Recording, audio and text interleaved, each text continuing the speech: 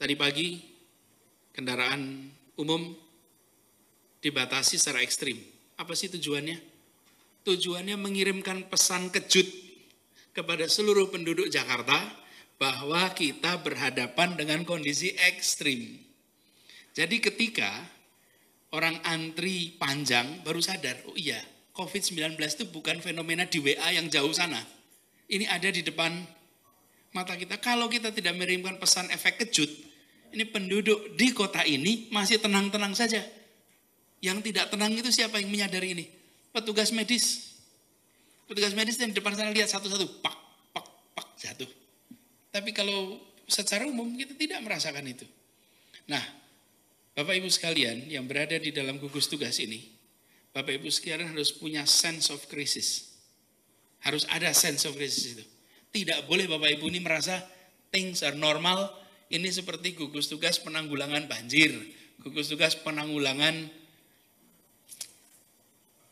kebakaran, tidak. Ini kita ketemu situasi yang ekstrim Bapak Ibu. Jadi betul-betul tindakannya cepat, berani, harus berani, tidak populer, tidak apa-apa. Karena yang nomor satu adalah soal keselamatan. Saya kalau ditanya apa 3 prioritas utama, saya katakan nomor 1, keselamatan. Nomor 2, keselamatan. Nomor 3, keselamatan. Itu 3 prioritas utama kita.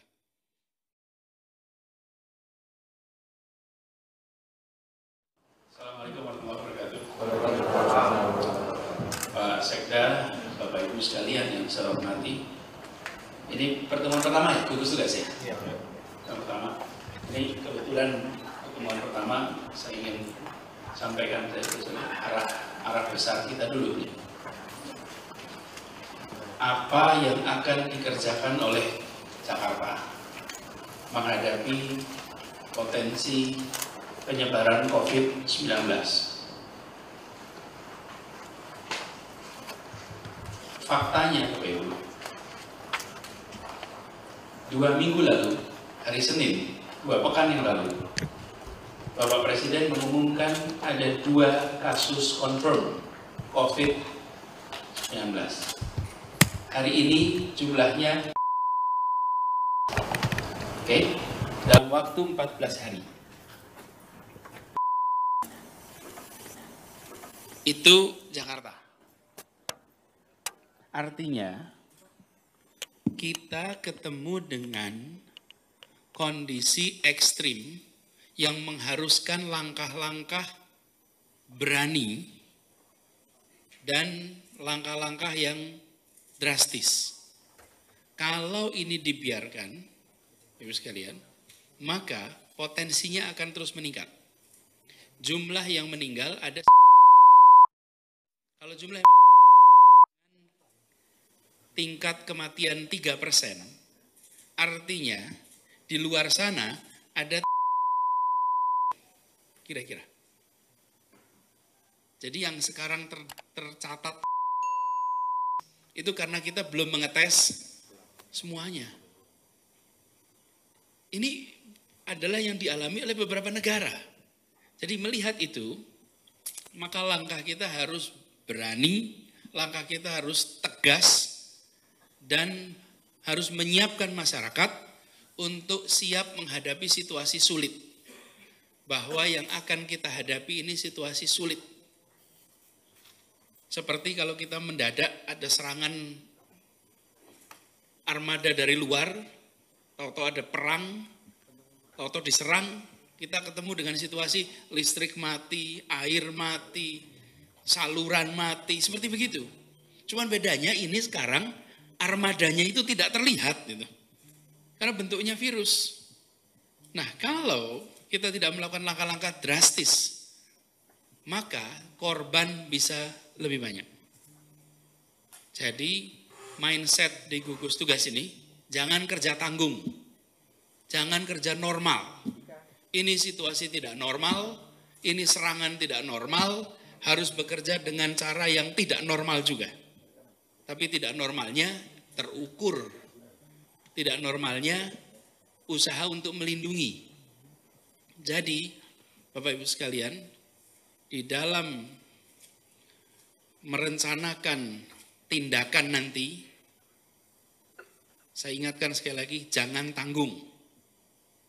Jangan tanggung. Saya beri contoh, tadi kita akan menghentikan pelayanan. Kita akan menghentikan pelayanan. Penghentikan pelayanan itu udah, hentikan pelayanan. Tidak ada pelayanan kepada masyarakat terkait administrasi kependudukan, terkait pengurusan izin, supaya apa? Tidak ada warga yang datang. Lalu umumkan semua perizinan yang habis terhitung tanggal sekarang sampai tanggal 31 Maret, maka tidak akan ada denda diberikan. Nah, jadi Anda yang rileks aja. Nanti diurusnya sesudah kondisi ini normal. Warganya tenang, kitanya juga tidak harus menyiapkan petugas. Tadi pagi kendaraan umum dibatasi secara ekstrim. Apa sih tujuannya? Tujuannya mengirimkan pesan kejut kepada seluruh penduduk Jakarta bahwa kita berhadapan dengan kondisi ekstrim. Jadi ketika orang antri panjang baru sadar, oh iya, COVID-19 itu bukan fenomena di WA yang jauh sana. Ini ada di depan mata kita. Kalau kita tidak mengirimkan pesan efek kejut, ini penduduk di kota ini masih tenang-tenang saja. Yang tidak tenang itu siapa yang menyadari ini? Petugas medis. Petugas medis yang di depan sana lihat satu-satu, pak, pak, pak, jatuh. Tapi kalau secara umum kita tidak merasakan itu. Nah, Bapak Ibu sekalian yang berada di dalam gugus tugas ini, Bapak Ibu sekalian harus punya sense of crisis. Harus ada sense of crisis itu. Tidak boleh Bapak Ibu ini merasa things are normal, ini seperti gugus tugas penanggulangan banjir, gugus tugas penanggulangan kebakaran, tidak. Ini kita ketemu situasi yang ekstrim Bapak Ibu. Jadi betul-betul tindakannya cepat, berani, harus berani, tidak populer, tidak apa-apa. Karena yang nomor satu adalah soal keselamatan. Saya kalau ditanya apa 3 prioritas utama, saya katakan nomor 1, keselamatan. Nomor 2, keselamatan. Nomor 3, keselamatan. Itu 3 prioritas utama kita. Tidak ada yang lain. Dan saya minta kepada semua untuk merujuk kepada pengalaman kota-kota lain yang pernah mengalami. Sehingga tidak perlu kita melakukan reinventing the wheel. Jakarta bukan kota pertama menghadapi. Tetangga kita Singapura merasakan. Di utaranya Jepang ada merasakan. Tiongkok merasakan. Korea merasakan. Ambil cara-cara mereka. Belajar cara-cara mereka. Ini ironis buat kita Bapak Ibu. Bagaimana dalam 2 minggu Singapura 2 bulan jumlah meninggalnya 0. Ini karena kita nggak bertindak cepat dari kemarin-kemarin. Ya sudah, sekarang yang lewat sudah lewat. Kita nggak usah nyalah-nyalakan satu sama lain. Tapi kita dalam posisi nggak bisa lambat di sini. Jadi saya minta dalam semua rencana, Bapak Ibu, dengarkan pendapat teman-teman yang expert di bidang medis. Mereka yang tahu persis nih, seperti ini. Jangan tanya yang bidang lain. Karena ini adalah, kalau pertempuran tanyanya pada infanterinya nih, yang perang nih. Yang perang paling depan siapa? Tenaga medis. Mereka ceritakan langkahnya apa, tindakannya apa yang kita lakukan. Jadi, untuk populasi secara umum, saya selalu sampaikan, social distancing, menjaga jarak. Ruang rapat ini saja sudah dibuat berjarak. Lalu yang kedua, Pak, yang sangat mendasar sekali adalah menyadarkan tokoh-tokoh masyarakat bahwa semua kegiatan yang sifatnya mengumpulkan orang dihentikan. Meskipun kegiatannya mulia, pengajian itu kurang mulia apa coba? Peribadatan kurang mulia apa? Tapi pada saat ini itu cut off. Potong. Nah, Ibu sekalian perlu ada kampanye masif. Tadi malam saya juga sampaikan pada Karotapem, keliling semuanya, seluruh. Dan yang penting kemarin disampaikan, bukan ada yang mengusulkan bagus, Bukan penyelenggaranya yang penyelenggara saja yang meniadakan. Tapi tokoh-tokoh masyarakatnya bilang, saya tidak mau diundang, titik. Penceramahnya bilang, saya tidak mau. Kenapa? Ya saya tidak setuju ada pengumpulan massa. Sehingga penyelenggara pun tidak merasa membatalkan yang diundang. Karena yang diundangnya bilang, tidak mau. Banyak langkah-langkah lain, Bapak Ibu, yang perlu Bapak Ibu kerjakan. Tapi intinya adalah responnya dengan perasaan kita berhadapan dengan situasi krisis. Saya akan nanti menyampaikan kepada publik Jakarta, bersiap-siap. Repotnya kendaraan tadi pagi itu bukan apa-apa dibanding potensi kerepotan kita hari-hari ke depan.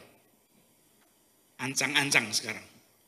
Ketika kita mendengar instruksi dari Bapak Presiden, bekerja di rumah, itu harus kita bayangkan penyiapan di lapangannya. Karena bekerja di rumah itu gampang kalau rumahnya ada 5 kamar, ada 3 kamar. Kalau rumahnya 1 kamar tapi ber-10, bekerja di rumah itu rumit. Kita akan merasakan itu nanti, pangan, kebutuhan pangan. Harus kita siapkan. Jadi ini contoh, Bapak Ibu terjemahkan. Ada 3 urusan yang menurut saya penting untuk ditangani oleh tim tanggap. 1, kesehatan. Siapkan betul bagaimana kita bisa mendukung seluruh aparatur medis kita. Yang kedua adalah pasokan pangan. Bagaimana pasokan pangan itu bisa menjangkau rumah tangga, bukan pasokan pangan sampai ke pasar. Kalau kondisi normal, pasokan pangan sampai ke pasar induk. Kalau sekarang sampai ke rumah tangga. Saat isolasi, bagaimana pangan bisa sampai di setiap rumah yang diisolasi. Yang ketiga, pergerakan penduduk. Mobilitas penduduk. Bagaimana mobilitas penduduk diatur di kita. Siapa boleh bergerak kemana, siapa tidak boleh bergerak. Siapa tinggal, siapa tidak.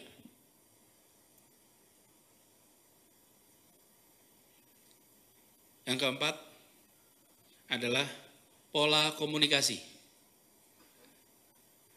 Interaksi antar aparatur negara, baik Pemprov dengan jajaran TNI, polisi, lalu Pemprov dengan masyarakat, dan antara masyarakat dengan masyarakat yang lain. Jadi 4 hal itu Bapak Ibu perlu jadi fokus perhatian. Itu saja Bapak Ibu sekalian dari saya. Mudah-mudahan pesan ini kita pahami bersama dengan jelas. Dalam situasi begini kita tidak boleh membayangkan normal, tidak boleh. Tapi saya yakin insya Allah daya tahan kita kuat. Ini bukan problem pertama yang dihadapi Republik ini. Kita sudah menghadapi tantangan banyak sekali. Di masa lalu kita hadapi dan kita berhasil. Sekarang insya Allah kita akan berhasil juga melewati dengan baik. Ini yang dititipkan pada Bapak Ibu, tugas penting, jalankan dengan sebaik-baiknya. Pesan saya terakhir untuk semua yang di sini. Ingat Bapak Ibu sekalian, kalau di pesawat itu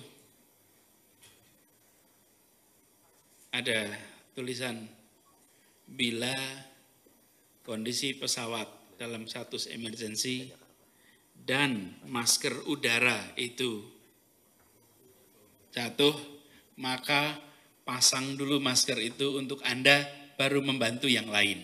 Oke. Bapak Ibu harus sehat supaya bisa membantu yang lain. Kalau Bapak Ibunya sakit, ya nggak bisa membantu yang lain. Pastikan Bapak Ibu yang insya Allah kalau vitamin ada, makan cukup, olahraga. Yang agak kurang itu istirahat. Ya, istirahat kurang, tapi lainnya insya Allah siap. Selamat bertugas, terima kasih. Assalamualaikum warahmatullahi wabarakatuh.